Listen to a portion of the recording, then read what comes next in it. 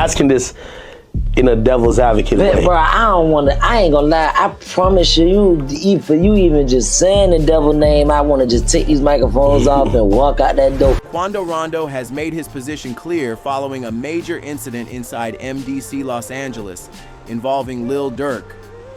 Reports indicate Durk was assaulted in jail, allegedly by individuals from his own circle. Lil Durk and Rondo's beef runs deep, and it has the potential to be one of the deadliest beefs on the list. The issue all stems from the fact that Durk's close homie found himself in a pretty rough situation. See, Quando Rondo and King Von used to chill way back in the day. There are even videos of the two of them together. Eventually, something soured along the way, taking place entirely behind the scenes. A few years later, back in 2020, Von was down in Atlanta, where Quando lives, doing a show. Just as his trial was officially pushed back to begin on October 14th, 2025.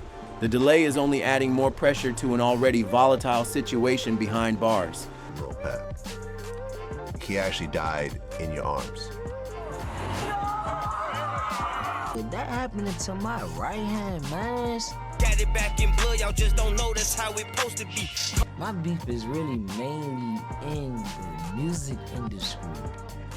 You could've did this, he could've did this, your little partner could've did this. This the only thing about this life shit, my nigga. Ain't no rules.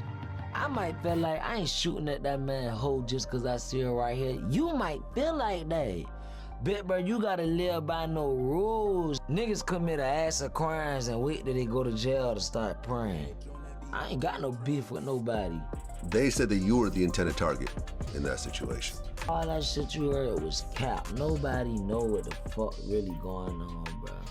The major question now, where were the rest of the OTF affiliates when it happened? Since many of them are detained in the same facility, it raised eyebrows when leaked footage showed Durk eating alone in his cell. The clip quickly led to speculation that his bond with the crew could be under serious strain. It all stems from a chain of events that began in August 2022 when Durk's name became associated with the fatal shooting of Lul Pab, a relative of Quando Rondo. Prosecutors have labeled it a targeted hit.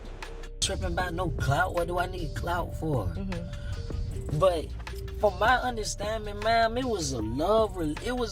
I had a relationship with the big bro. Not want to say his name. Not, you feel me? You know what I'm talking about. Cool. The dude that was on my album. Okay. Like, it was all love with us from my understanding. I've heard you say positive things about him.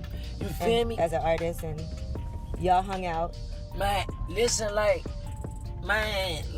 dude, even when it came down to doing music, dude never charged me for a feature, none of that, knowing he could've. Like, I looked at it, I'm like, this the big bro. Like, big bro, a legend. Like, this how all the young rappers coming up in the game looking at him like, nigga, been listening to him since I've been 12. You feel me? So, from my understanding, it's all love. As charges began stacking, conspiracy, firearm possession, and orchestrating a murder-for-hire plot, the federal government signaled it had no intention of letting Durk walk away without a fight. Durk's legal team made an aggressive attempt to secure his release, offering a $3 million bond package, but the court denied it, deeming him a significant risk. The outcome left Durk locked up pending trial and transferred to MDC Los Angeles, a facility known for its chaotic conditions. Lil Durk, he posts on this story. Lil Durk says, I can drop this single and fuck up the streets on God. Your release date ain't safe, son. And you reply, drop that shit. We all on the time schedule. I never seen that. You feel me? Drop that shit. We all on the time schedule. I was actually talking to the label. My label very happy about this album dropping. And they assume that you and Durk were subliminally, coming at each other. Because he said that your release date isn't safe. So maybe he's watching you and you're not watching him. I don't know. I don't know, bro. I ain't gonna lie, bro. I be in my own little world, bro. Inside MDC, Durk is detained alongside several close affiliates: Kayvon, KZ, Grant, DeAndre, DD, Wilson, Keith Flacca Jones, and Asa Boogie Houston. These are individuals he's long been associated with. But in the federal system, loyalty is often the first thing to be tested. Despite its clean exterior, MDC is anything but secure. The facility is overcrowded and notorious for allowing high-risk inmates to mix. Drug traffickers, gang leaders, and violent offenders all share the same space. Contraband like weapons, drugs, and phones frequently enter the facility through corrupt staff, adding to the daily tension. Bro, I be thinking like, bro, you could've did this, he could've did this, your little partner could've did this. My beef is really mainly in the music industry. It's not with the world. Reports now suggest Durk was attacked inside the prison, and disturbingly, it wasn't a random event. Sources claim the altercation involved members of his own circle. The incident followed the leaked footage showing Durk isolated in his cell, which led to further speculation about rising tensions. This situation has left many asking, why would his own people turn on him? Is it a result of internal politics, federal pressure, or individual self-preservation? History shows that when federal charges and lengthy sentences loom, alliances often dissolve. I'm asking this in a devil's advocate way. Bro, I ain't gonna lie, I promise you, for you even just saying the devil name, I wanna just take these microphones off and walk out that door. A previous associate, OTF Jam, allegedly cooperated to avoid the fallout of the ongoing RICO investigation. OTF Jam had already served significant time, and he wasn't looking to return to prison. If he flipped under pressure, who else might follow? Lil Durk is currently incarcerated alongside several co-defendants, each one facing the potential of serious federal sentences. If someone within OTF is cooperating with authorities, it could explain the growing tension inside MDC Los Angeles. Enter Quando Rondo. Almost immediately after Durk's arrest, Quando released a track that signaled confidence. But beneath the surface, the situation runs much deeper. In interviews, Quando called out figures like DJ Academics for fueling tensions, labeling him the devil's advocate. Quando continues to push back, viewing this moment as an opportunity for retaliation connected to events involving his slain associate. With Durk now facing immense legal pressure, Quando is applying more heat from the outside. Durk's legal challenges have escalated from a murder-for-hire charge to a full RICO case, one of the most severe federal prosecutions. RICO indictments are often seen as career-ending. If convicted, Durk and his associates could face life imprisonment without the possibility of parole. The superseding indictment, unsealed in November 2024, outlines a complex network of violence and criminal activity stretching over several years. According to prosecutors, this isn't just about a single incident. They allege that OTF is not simply a music label, but a structured criminal organization. The charges span from murder and conspiracy to weapons trafficking and racketeering. Federal officials are framing Durk as the central figure orchestrating these operations, utilizing money, status, and influence to maintain control and reward loyalty. This entire case traces back to the 2020 death of King Von. Prosecutors argue that Von's death in Atlanta triggered a wave of retaliatory violence.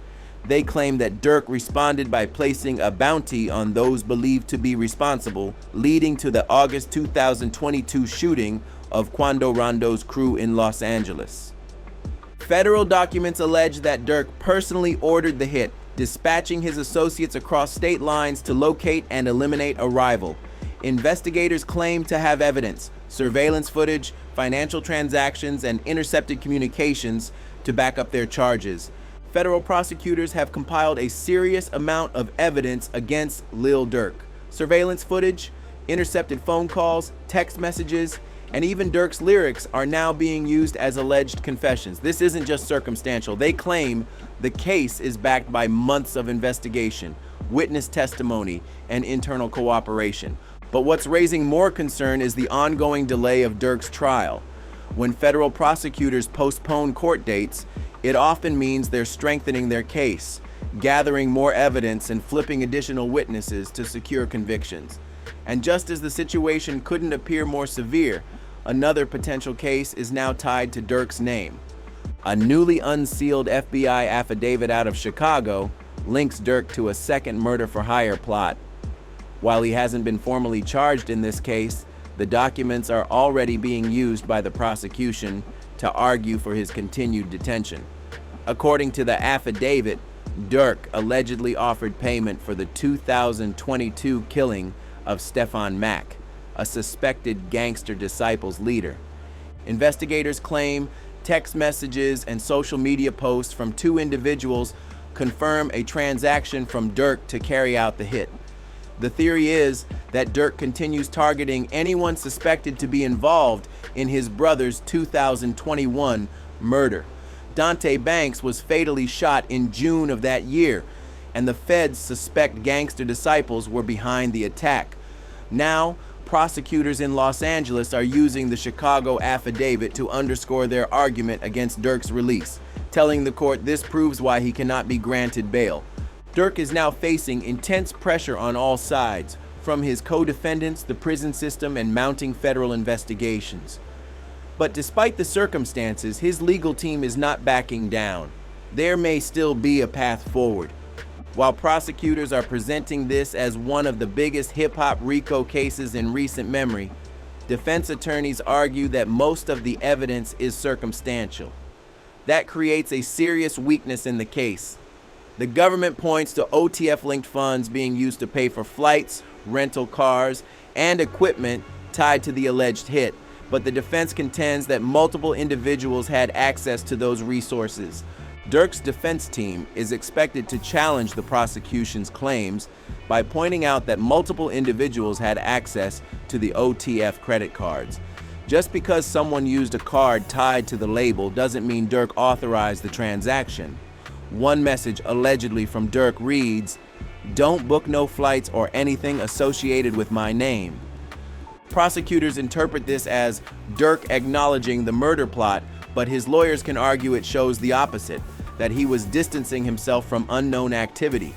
Surveillance footage also shows OTF members meeting after the incident, with the government claiming they were discussing payments and music deals, suggesting Durk financed the operation. But since Durk wasn't present, proving he ordered the hit directly becomes more difficult. Without a confession, direct communication, or someone flipping on him, the case begins to look far less definitive. Legal experts have noted this issue, pointing out the absence of a smoking gun. Even some fans believe the evidence may not be strong enough for a conviction. Durk wasn't at the scene, and his alleged connection to the act is mostly through others. This has led to growing speculation that federal prosecutors are trying to make an example out of another high-profile rapper, an approach that could prove controversial in the courtroom. And let's not forget, Durk has spent years reshaping his public image. He's participated in community efforts, made charitable donations, and publicly distanced himself from street conflicts.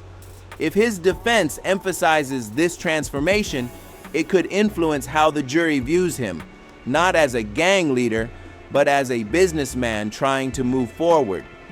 However, even if Durk manages to beat the case, danger may still follow. While Quando Rondo has publicly called for peace, underlying tensions remain. In the world of street politics, legal victories don't always translate to safety. The federal government may walk away, but unresolved retaliation on the streets is a separate threat. Whether inside or out, Durk's situation remains volatile. The legal system is only part of the equation.